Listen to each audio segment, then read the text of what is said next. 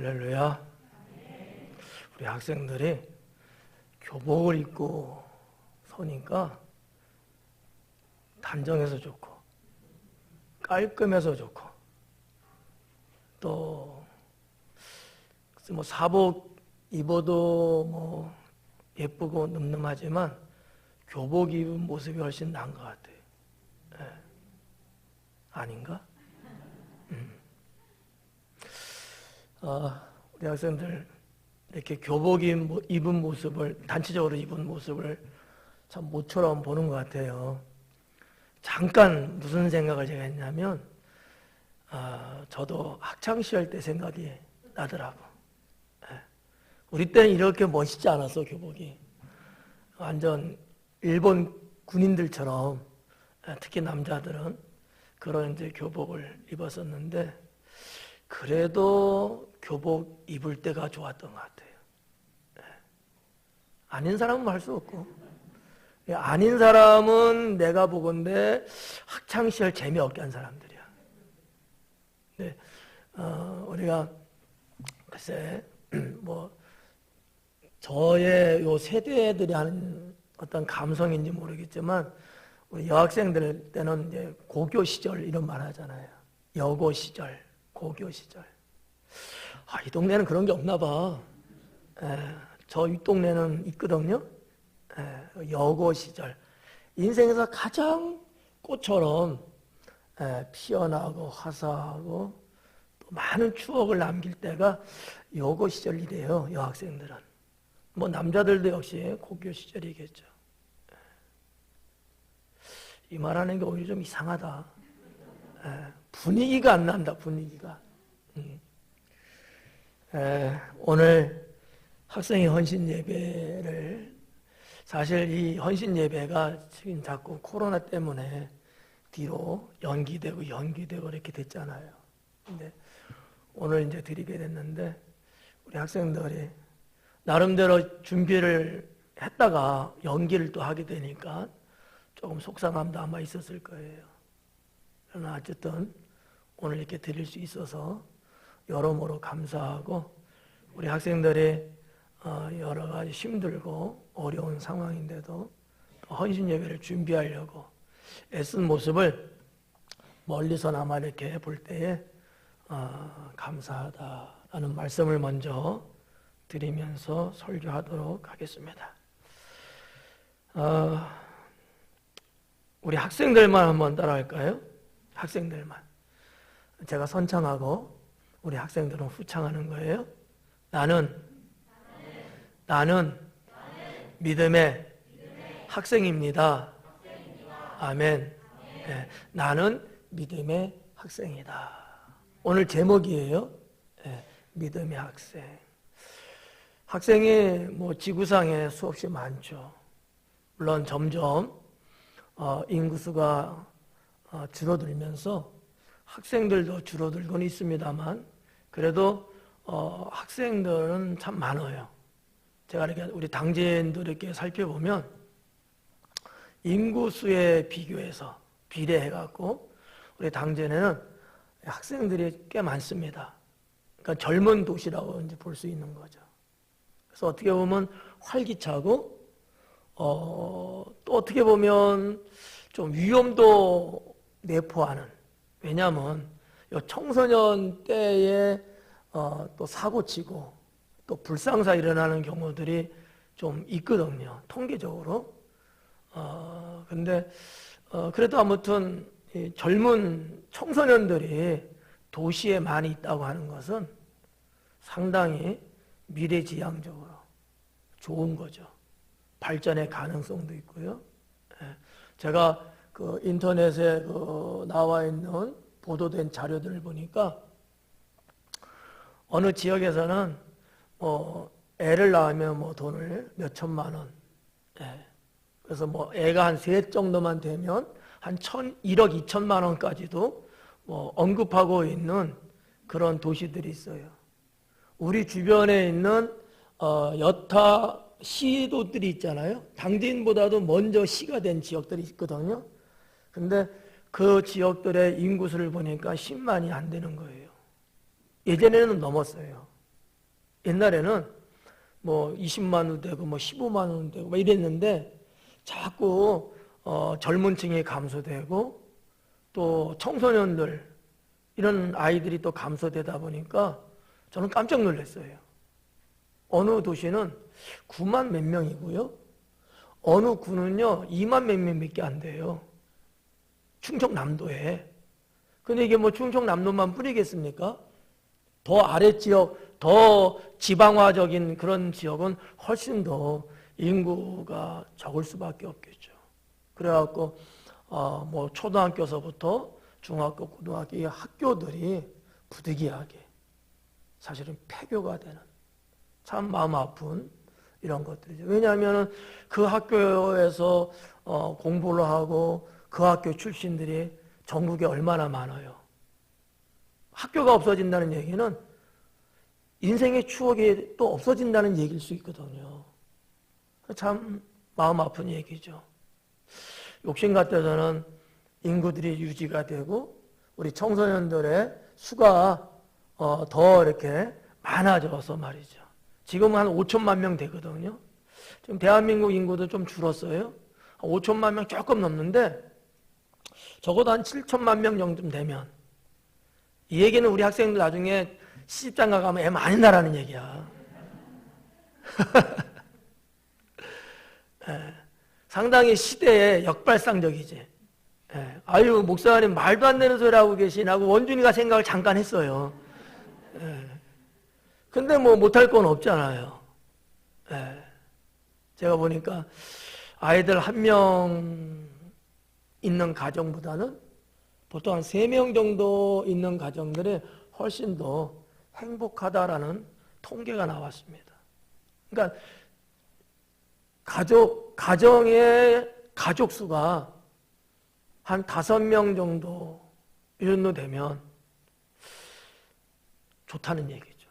2명도 사실 좀 적다고 하는 그런 어떠한 정서가 있거든요. 그래서 오늘 설교 내용하고는 조금 핀트가 어긋나는 거지만 서론적으로 말씀드리는 거예요. 우리 학생들은 이 나라의 장래를 어떤 의미에서는 누릴 수 있는 주인공이기도 하지만 반면에 책임져야 될 주인공이기도 하다라는 거죠. 어떻게 부담돼요? 학생들? 부담 안 되죠? 진이 어때? 부담 안 되지? 눈으로 말해요. 자, 오늘 말씀의 제목은 믿음의 이제 학생인데 성경적으로 볼 때에 믿음의 학생은 어떠한 사람이어야 될까? 라는 문제예요.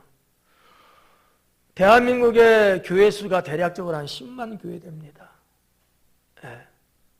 그러면 여기에서 믿음의 학생들은 과연 얼마나 될까? 제가 볼 때는 못돼도 200만 명 이상은 돼요. 못돼도. 한 교회에 20명만 잡아도 평균적으로 한 150에서 한 200만 명 정도. 이 정도는 아마 될 거예요. 정확하진 않습니다. 제 생각이에요, 그냥. 통계 나온 건 아직은 없어요, 정확한 통계는. 그런데 제 생각에는 그 정도 되지 않겠느냐라는 거지. 그러면 젊은 청소년들의 수가 100만이 넘는다 하면 한 나라는 건강하게 갈 수도 있다라는 거 하나, 일반적인 얘기예요. 또 하나는 한국 교회를 부흥시킬 수 있는 조건은 충분하다고 하는 거죠. 예. 믿음의 학생들이 이 세상을 살아가면서 그냥 일반적으로 세상에 있는 학생들하고 비교했을 때 비슷하고 동일하게 사는 인생이 돼야 될 것이냐, 아니면 뭔가 남다르고 우위에 서 있고 지도자의 역할을 담당할 수 있는 학생으로 갈 것이냐라고 하는 문제죠. 어떤 의미에서? 자, 목사님 세대는 이제 어떻게 보면 해가 저물어가는 세대라고 봤을 때 우리 학생들은 떠오르는 세대잖아요. 한국이나 한국 기독교, 한국 교회를 나름대로 일으켜낼 수 있는 그러한 세대가 될 수 있도록 지금의 여러분들이 믿음의 학생으로서의 역할을 충분히 잘 해줘야 된다라고 하는 거예요. 여기 있는 목사님처럼 우리 학생들이 다 목사님이 돼갖고 뭐를 하고 그게 아니고, 물론 여러분 중에도 주예종이 나올 수는 있어요. 근데 비록 목사님이라고 하는 주예종은 아닐지라도 그런 사명을 갖고 인생을 살면은 하나님께서는 얼마나 기뻐하실까라는 거죠. 그런 어떠한 마음을 갖고 오늘 설교를 경청할 수 있기 바랍니다. 자, 그러면 믿음의 학생 몇 가지로 준비했는데, 첫째는 하나님을 잘 믿는 학생이 믿음의 학생이다라는 겁니다. 자, 믿음의 학생, 말만 믿음의 학생 의미 없죠. 정말 어떠한 학생이 진짜 믿음의 학생이냐, 하나님을 잘 믿는 학생이 믿음의 학생이다라는 거예요. 우리 임마누엘 학생들은 하나님을 잘 믿는 학생 되기를 축원합니다. 하나님 잘 믿는, 여러분들의 부모님보다도 하나님을 잘 믿는 학생들 되기를 축원합니다. 부모님 마음은 속상할지 기쁠지는 모르지만 저는 그렇게 생각해요. 제가 가끔 말씀드리잖아. 여러분들의 신앙은 여기 있는 목사의 신앙보다도 우월해야 된다.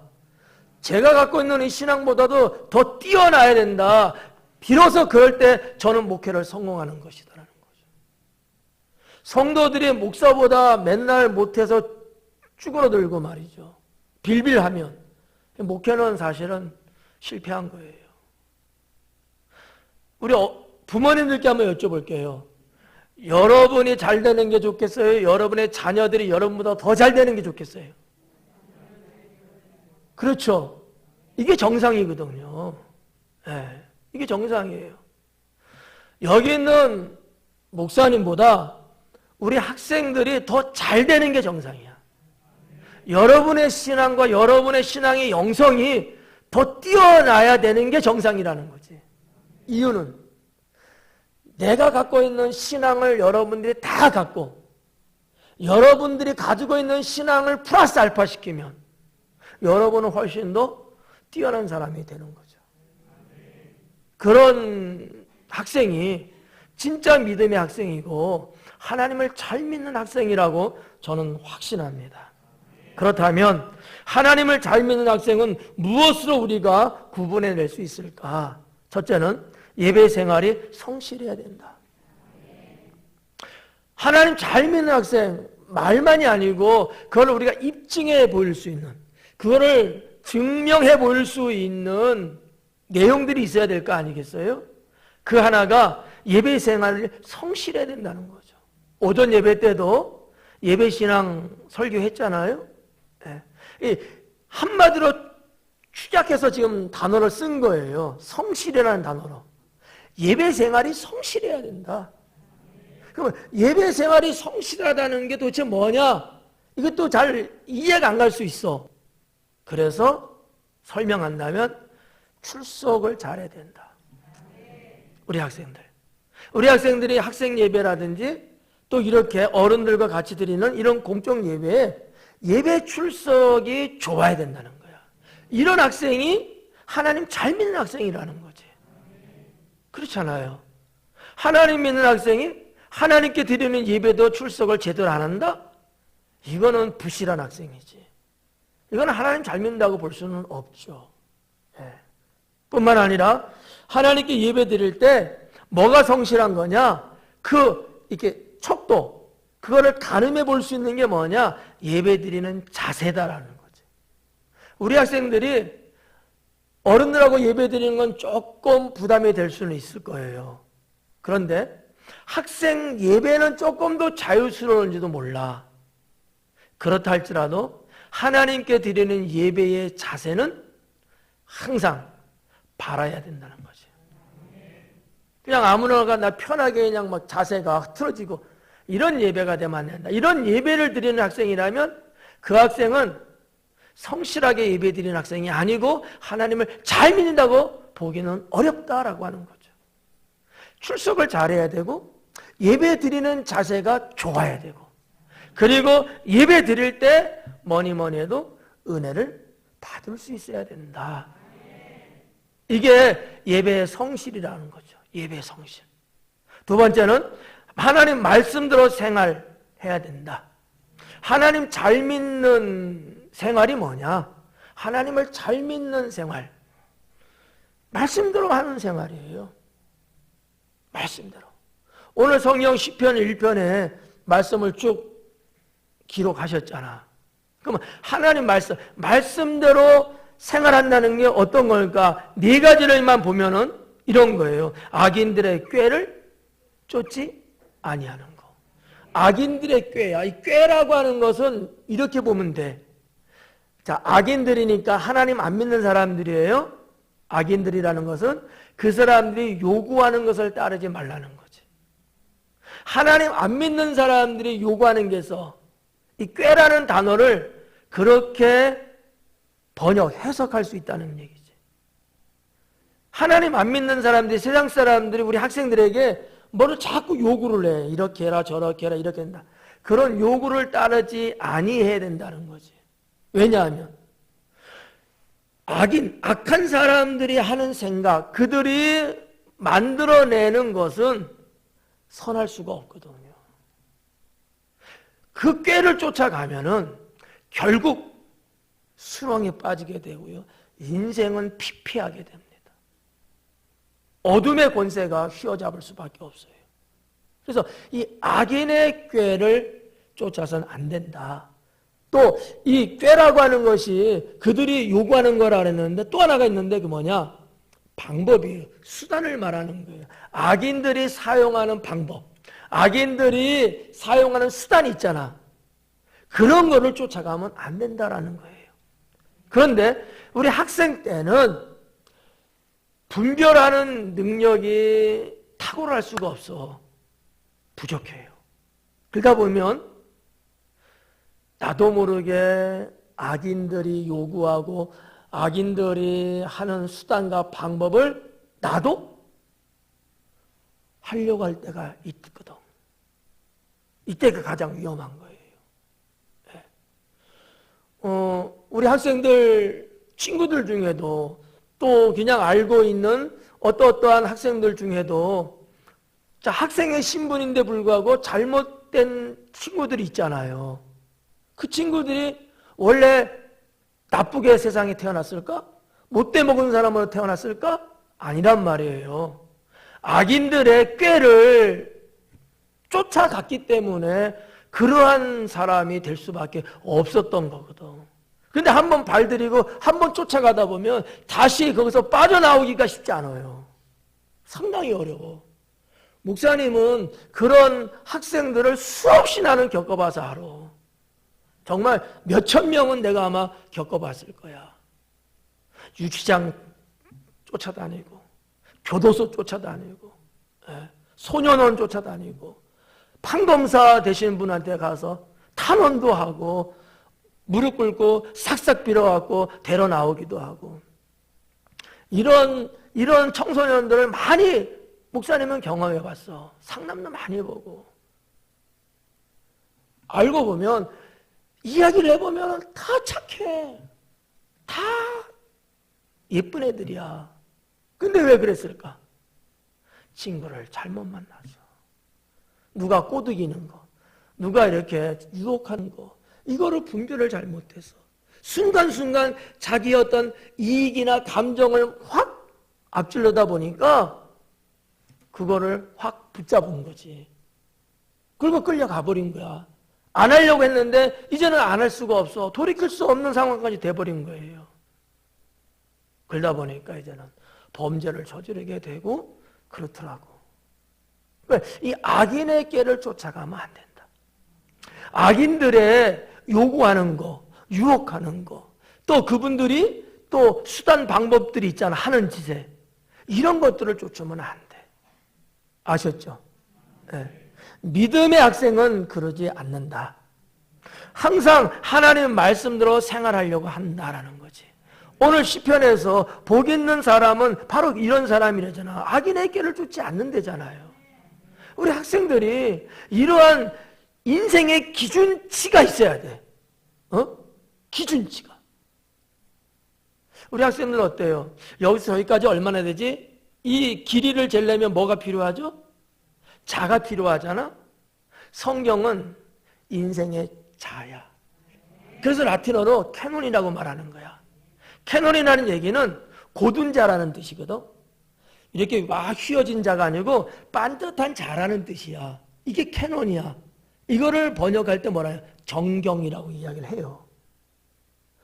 인생을 성경이라는 고든 자로 딱 잴 수 있는 거야. 이게 있으면 되거든. 근데 이게 없으니까 저희가 어떤지 몰라. 모르다 보니까 엄한데 갈 수밖에 없어요. 두 번째는 죄인의 길에 서지도 말래. 죄인의 이 길이라고 하는 것은 쉽게 말해서 행동이라고 보시면 돼. 죄 짓는 사람들의 행동, 그들이 가는 길에 있지 말라는 거야. 그들이 모여있는 곳에 있지 말라는 거지. 죄 짓는 사람들이에요. 어때요, 우리 학생들? 죄 짓는 거 좋은 거예요, 나쁜 거예요? 나쁜 거죠. 근데 죄 짓는 사람들이 서 있는 길이에요. 그 사람들이 가는 인생을 말하는 거야. 거기 서 있지 말래. 거기서 왔다 갔다 배회하고 거기서 어울려서 짝짝꿍하고 그러지 말라는 거지. 복 있는 사람은 그렇지 않는다는 거야.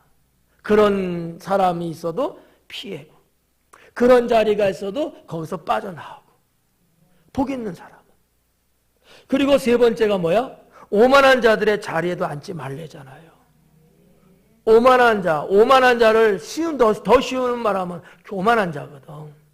이 오만한 사람은요, 성경에서 볼 때에, 히브리적으로 볼 때에 어떤 사람이냐면 경멸하는 사람, 남을 무시하는 사람, 어른들이 나 잘되라고 해주는 교훈, 때로는 내가 잘못해서 죄져서 실수해서 때로는 뭐예요? 타일르죠.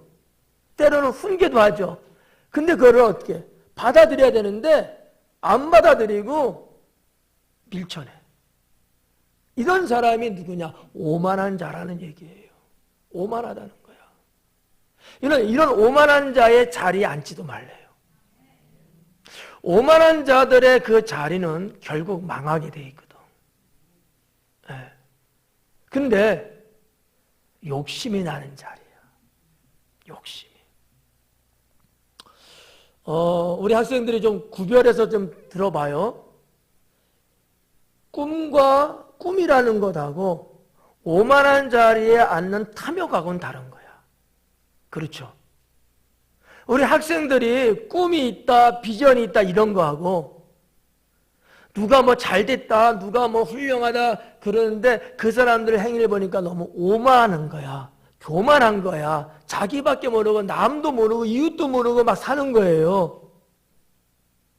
근데 그 사람들이 잘 나가. 성공한 사람들이야. 막 이름 석자만 내면 누구나 다 아는 사람이거든. 근데 그들이 앉는 자리, 믿음의 학생들은 쳐다보지도 말라는 거지. 네. 우리나라에도 그런 사람들 있잖아. 오만한 사람들. 어디든지 없겠어요? 사람 사는 데는 다 있어, 이런 사람들이. 또 모르지, 우리 교회 안에도 오만한 사람이 있을런지. 도영이 어때? 없지? 아, 옆에 쳐다보네. 없을 것 같아, 내가 봐도. 사랑하는 성도 여러분, 그리고 우리 학생 여러분. 오만한 자의 자리는요, 예수님께서 언제나 심판했던 자리였어요. 성경에 보면 이런 말씀 있죠. 상석에 앉지 말라고. 그죠? 회당에 들어가면은 들어가는 문 있고 들어가면서 바로 옆에 이 높은 좌석이 있었어. 높은 좌석. 거기가 상석이야. 회당의 높은 자리야. 거기 앉아갖고 들어오는 사람 나가는 사람한테 계속 인사받아. 오만한 사람이야. 스스로 자기를 높인 사람이야. 정말 높을 만한 덕품이 있는 사람이 아니고 자기 스스로 자기가 그런 사람이라고 지켜 세운 거죠. 예수님은 그와 같은 자를 책망하셨어요. 오만한 자리에 자리 앉지 마라. 오만한 자의 자리. 이거는 꿈도 꾸면 안 돼. 꿈도. 여러분의 목사도 이런 자리 꿈 안고, 내가 거기는 얼씬거릴 자리가 아니야. 나는 여기 억만금을 줘도 나는 안 가. 왜? 멸망의 자리라는 건 난 알아요. 성경이 금하고 있는 자리라는 걸 알거든요. 겸손한 자리, 온유한 자의 자리, 하나님을 따르는 자의 자리, 이런 자리는 좋죠. 근데 오만한 자의 자리는, 이거는 악인들의 자리입니다. 여기는요, 늘 죄가 생성되는 자리예요. 죄가 만들어지는 자리야. 여기는 사탄이 득실거리는 자리야. 여기는 있으면 안 돼. 그러니까 세 가지를 말씀하고 있는 거죠. 예. 복 있는 사람은 그렇다는 거야. 복 있는 사람이 누군데? 의인이야. 의인이 누구냐고? 우리 믿음의 학생들, 믿음의 성도들이죠. 예. 그리고 복 있는 사람이 하나가 더 있었죠. 그 뭐예요? 여호와의 율법을 주야로 묵상하는 자로다. 그 말씀이에요. 날마다 하나님 말씀을 읽고 묵상하는 그러한 생활, 이것이 말씀대로 생활하는 것이죠. 예. 저는 우리 학생들에게, 제가 뭐 학생회를 앞에서 지도하지 않으니까 학생들한테 설교할 기회가 없어요. 학생들만을 위한 설교. 1년에 딱 한 번이야, 이렇게. 그래서 한 설교를 한 3시간 정도 하면 참 좋겠는데 다 도망갈 것 같기도 하고 정말 우리 학생들 때는 그래도 머리 회전이 살아있을 때거든. 하나님 말씀을 날마다 좀 읽으면서 묵상을 해야 돼. 묵상이라는 얘기는 쉬운 얘기로 할게. 생각해보라는 거야. 성경을 읽고 이게 무슨 말씀인가? 이게 뭐를 의미하는 걸까? 한번 생각해보라는 거야. 이해가죠? 네. 이러한 학생이 믿음의 학생이다. 네. 천방지축으로 그냥 열이 날뛰고 막 그냥 정신없이 소란 피고 이러한 무질서한 학생은 믿음의 학생이라 보기는 어려워요. 때로는 정숙하고 때로는 용기 낼 줄 알고 정말 하나님을 깊이 생각할 줄 아는 학생, 이런 학생이, 이러한 성도가 믿음의 사람이죠. 크게 두 번째로, 자, 믿음의 학생은 하나님을 잘 믿는 학생이라고 첫 번째 말씀드렸어요. 두 번째는 공부를 열심히 하는 학생이다.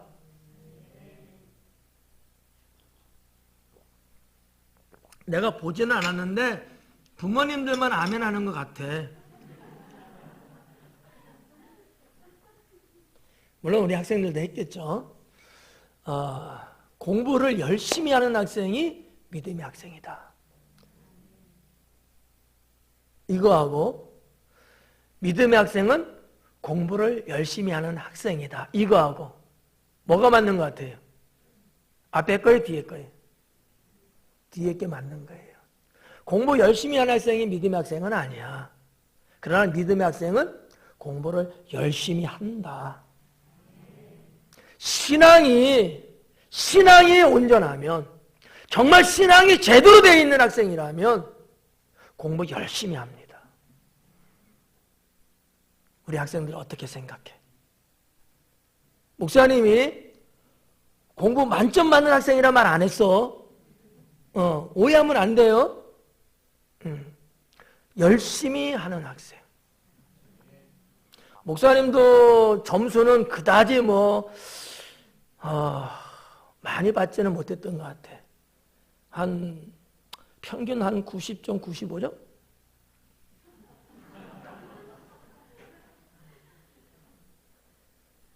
90점, 95점 맞으면 한 5대씩 맞았어. 네. 대학원 다닐 때도 F를 맞고. 네. 그러나 나는 모든 학생이 다 그래야 된다고 보지는 않아요. 목사님 이야기를 잠깐 한 것은 혹시 우리 학생들이 오해할까 봐. 좋은 점수 맞는 거는 최고지. 당연히 그러면 좋지. 빨리 아멘해. 여러분 싫어요? 좋잖아. 그런데 모두가 다 F, 모두가 다 100점 맞는 건 아니야. 열심히는 근데 공부를 해야 돼. 학생이잖아. 우리 학생들만 생각해봐요. 한번 대답해봐. 목사님이 공부를 지금도 열심히 한다. 좋은 것 같아, 나쁜 것 같아? 거 봐. 목사님은 공부할 나이는 아니야, 지금. 근데 목사님은 지금도 열심히 공부해. 왜? 여러분들을 잘 가르치고 싶으니까. 근데 우리 학생들은 공부할 나이잖아. 공부할 때잖아. 그러니까 열심히는 하는 게 하나님 보기에도 맞는 거예요. 아셨죠? 50점 맞아도 상관없어. 알았지? 괜찮아. 우리 부모님들 제가 늘 말씀드리지만 여러분의 자녀들이 열심히 공부했는데 45점밖에 못 맞았어. 잘했다고 칭찬해 줘야 돼요. 아멘이 이렇게 적어 아까보다. 누가 그러잖아. 인생은 공부가 다가 아니라고. 다 이룰 수도 있고 다 아닐 수도 있어. 네. 그런데 학창시절의 공부는 인생 전부에 비례하면 8분의 1 정도밖에 안 돼요. 그거 갖고 아이들의 생을 불행하게 만들면 안 됩니다. 단지 우리 학생들은 열심히 공부하자. 열심히 해도 안 되는 건 어떻게 해? 그거는 성령님도 못 말린대. 목사님도 옛날에 참 창피한 일이지만 대학 시절 때 시험을 봤어요. 철학 과목이었거든. 근데 시험을 봤는데 65점이 나왔어. 열심히 공부했거든. 철학 좋아해. 15살 때 철학을 공부했는데 철학 너무나 좋아하거든. 근데 자신 있게 시험을 봤는데 65점이 나왔어. 과락은 면했지만 근데 창피하잖아. 나중에 친구들하고 알고 보니까 65점 맞은 친구들이 거의 없어. 뭐 40점, 35점, 뭐 50점. 아직 우리 과 동료들이 거의 다 과락이야. 제 시험 봐야 돼. 우리 철학 교수님이 점수를 짜게 주신 거야. 네. 그럴 수도 있잖아. 내가 열심히 하나님 보실 때 부끄럽지 않게 하면, 내가 내 양심적으로 부끄럽지 않게 열심히 하면 그거로 된 거야. 그거 갖고 노여할 것도 없고 그것 때문에 속상할 필요도 없어. 그런데 이런 친구는 잘 봐요. 이런 친구는요, 나중에 이제 공부 다 하고 사회 진출하잖아. 사회에서는 정말 성공하는 케이스 중에 하나야. 내가 학창시절 때 공부할 나이에 열심히 했으니까 사회생활하면서 직장생활하면서 뭐가 되든지 간에 열심히 한다고. 이런 사람이 이 사회는 필요한 거야. 이런 사람이 하나님의 일꾼으로서 세워져야 나는 된다고 믿어요.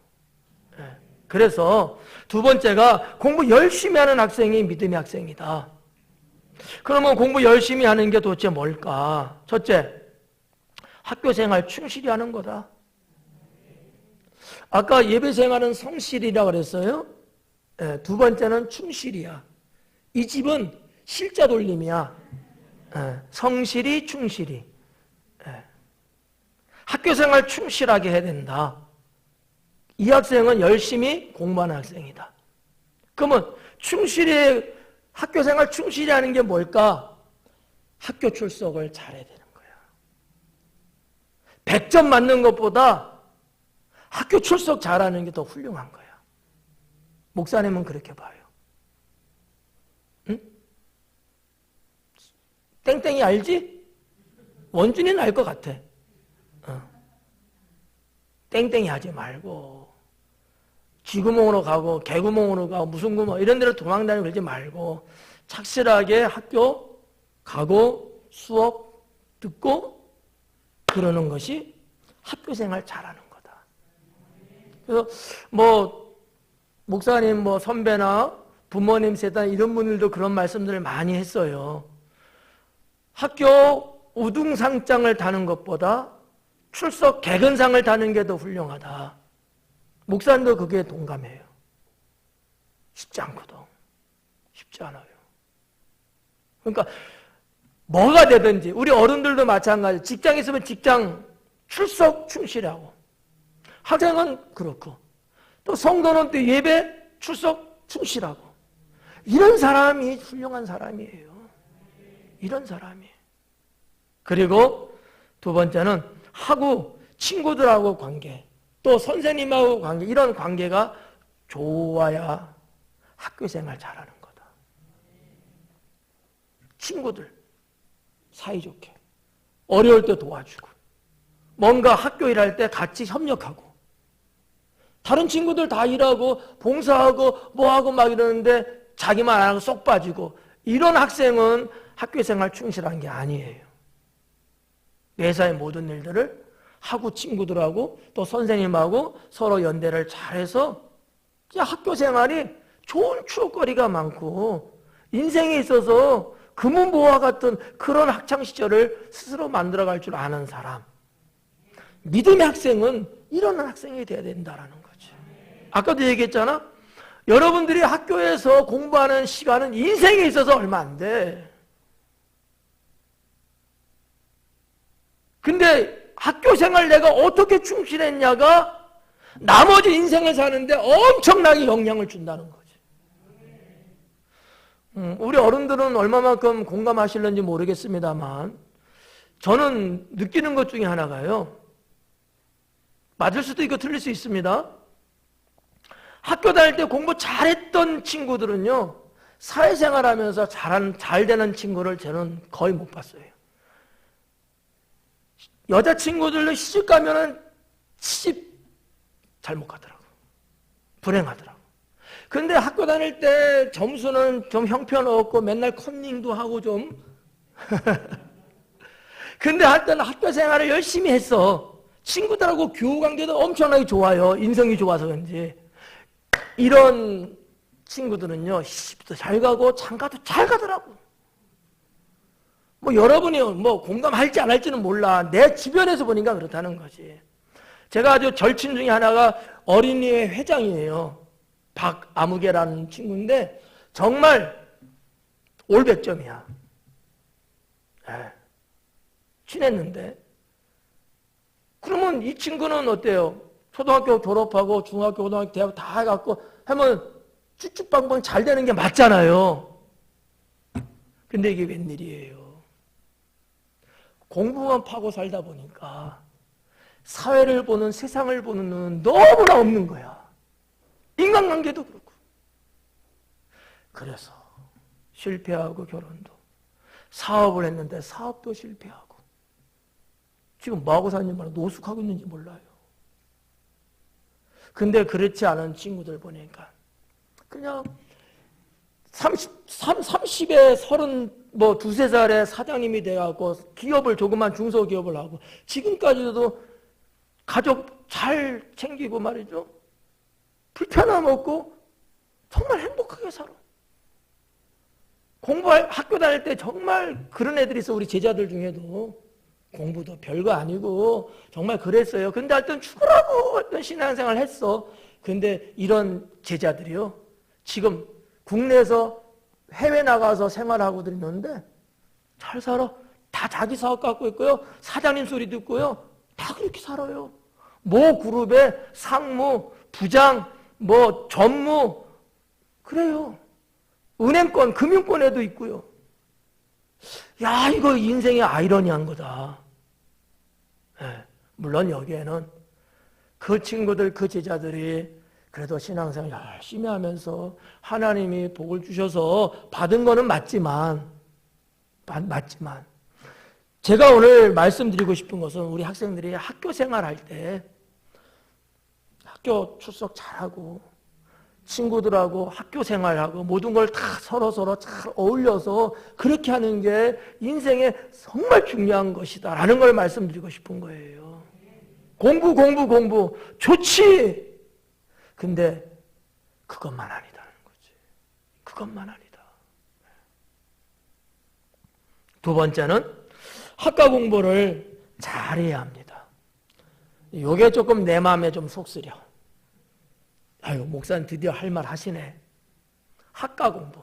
학교에서 공부하는 그 공부 잘해야 된다. 네. 나중에 공부 마치고 학교 나오고 졸업하고 사회생활 하다 보면 그래도 배웠던 것을 써먹을 때가 많아요. 다는 아니겠지만, 예를 들어 생각해봐. 국어 공부 열심히 한 친구, 사회생활 하면서 하다못해 우리가 성경을 읽으면서도 국어 공부 잘하고 국어 문법 잘하면 이해도 훨씬 빨라. 수학도 그렇고 영어도 그렇고 과학도 그렇고 물리도 그렇고 세계사, 국사 다 할 것 없이 다. 그러니까 내가 학창시절 때 배우는 학과 공부 그거 잘하는 게 좋다. 나중에는 그런 거 안 할 거 아니야.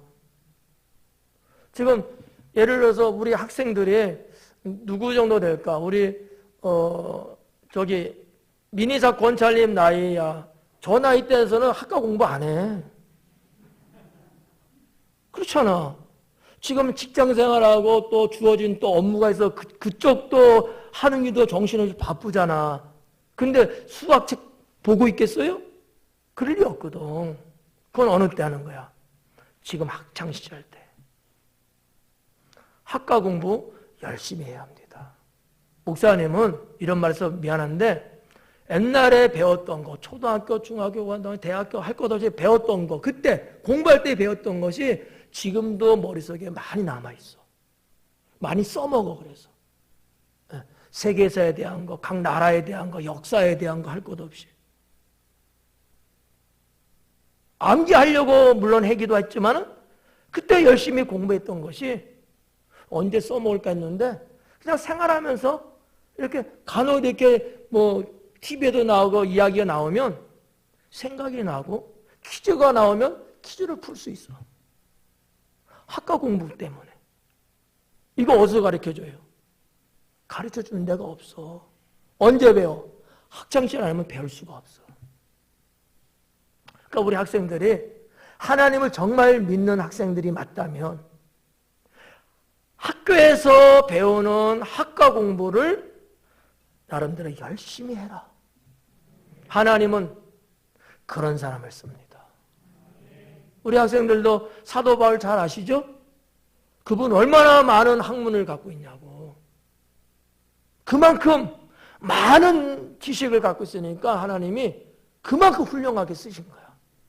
그만큼 훌륭하게. 우리 학생들도 학과 공부 많이 해라. 많이 해라. 그리고 지식 공부도 최선을 다해서 해야 합니다. 이건 학과 공부하고는 달라. 지식 공부. 학교에서 배우는 교과서로 배우는 것 말고 그 외에도 지식을 갖기 위해서 공부들을 학창시절 때부터 하는 습관을 가져야 여러분들이 사회에 나와도 공부를 계속하게 돼. 근데 습관이 안 돼 있으면 공부하는 것, 지식을 습득하는 게 문화가 없으면 사회생활 할 때 신문 한 장 안 봐. 책 한 번 안 봐. 이 사람은 성공할 수 없어요. 다른 사람의 세계를 모르거든. 다른 사람의 세계를 모르는데 내가 어떻게 성공할 수 있냐고. 지피지기면 백전백승이래잖아. 남을 알고 나를 알면 100번 싸우고 100번 이긴대잖아. 지식 공부는 그런 데 필요한 거예요. 내가 사는 세상은 어떤 세상이고 우리 동네는 어떤 동네고 뭐를 하고 살아야 되고 우리 부모님 세대는 어떻게 살아왔고 이런 다양한 지식적인 것들이 있어요. 이거를 여러분 때부터 조금씩이라도 계속해서 은행 가면 은행 업무 내가 어떻게 해야 되는지 우리 학생들 알아? 은행 가는 일이 거의 없죠. 은행 업무 잘 모를 거야. 그런데 가서 한번 보고 한번 직접 내가 해보기도 하고 우체국도 한번 가보고 경찰서도 한번 가보고 이렇게 이런 삶의 지식적인 거를 많이 어릴 때부터 갖게 되면 이 사람은 돈으로 따질 수 없고 학교 성적으로 따질 수 없는 유능한 힘을 갖게 됩니다. 이런 사람이 나중에는요, 세상을 다스리는 사람이 되는 겁니다. 예. 여기까지만 할까? 예. 길게 하면 우리 학생들이니까. 예. 뭐 세 가지인데 하나는 그냥 뺄게요. 예. 자, 하나는 예배 생활 잘하는 거. 그죠? 예. 하나는 말씀대로 생활하는 거. 이것이 하나님 잘 믿는 학생이다. 두 번째는 공부 열심히 하는 학생이 돼야 된다. 믿음의 학생은 공부를 열심히 한다. 그래서 학교 생활, 또 학과 공부, 지식 공부 이런 거 우리 학생들이 오늘 목사님 설교 한 번쯤 다시 한번 생각해 봐요. 그리고 우리 학생들 인생에 또 신앙에 요만큼이라도 오늘 목사님의 설교가 도움이 되고 힘이 됐으면 좋겠어요. 기도하겠습니다.